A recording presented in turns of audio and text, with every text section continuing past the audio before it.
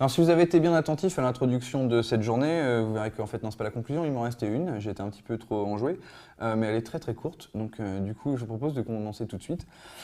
Alors dans l'exercice que vous allez faire pendant la journée, vous aurez à plusieurs reprises besoin d'utiliser des fonctions qui manipulent les strings, et ces fonctions-là ne sont pas présentes dans le module pervasive.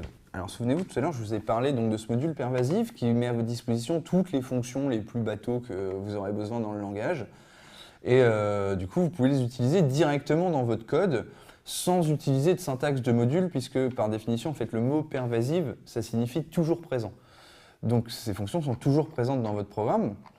Ce qui se passe, c'est que parfois on a besoin d'autres modules et comme on verra ça en détail un peu plus loin ici, je fais juste une parenthèse pour vous présenter le module string et vous montrer comment on l'utilise. Donc vous aurez en particulier besoin des deux premières fonctions. Si je ne vous dis pas d'ânerie, ça devrait suffire à faire tous les exercices. Enfin, de toute façon, les fonctions autorisées seront précisées de manière exhaustive. En particulier string.length et string.get. Donc string.length, je ne vais pas vous faire l'affront de vous expliquer ce que ça fait.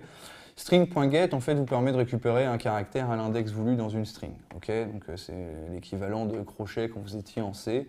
Ici, vous utilisez une petite fonction get. Alors, étant donné que ce n'est pas dans le module pervasive, il y a une toute petite syntaxe à connaître. Pour utiliser un module, il faut savoir déjà que tous les modules commencent par une majuscule, donc en particulier string. Et pour aller chercher un élément d'un module, on va utiliser l'opérateur point. Vous avez vu, c'est excessivement compliqué. Donc si par exemple, là je mets length, string.length de coucou. Ici on retourne dans l'interprète, donc rappelez-vous, on termine par un double point virgule. Et ici, l'interprète me dit, bah, ta chaîne, elle fait 6 caractères, mon coco.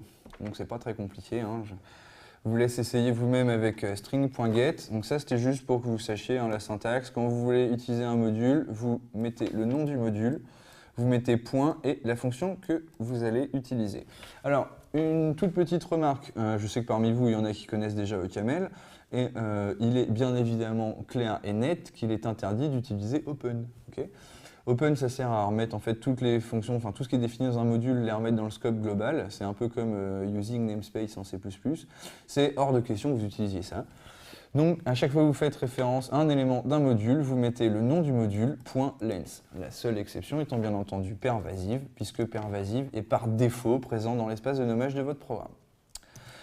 Voilà, donc cette fois, c'est la conclusion. À tout de suite.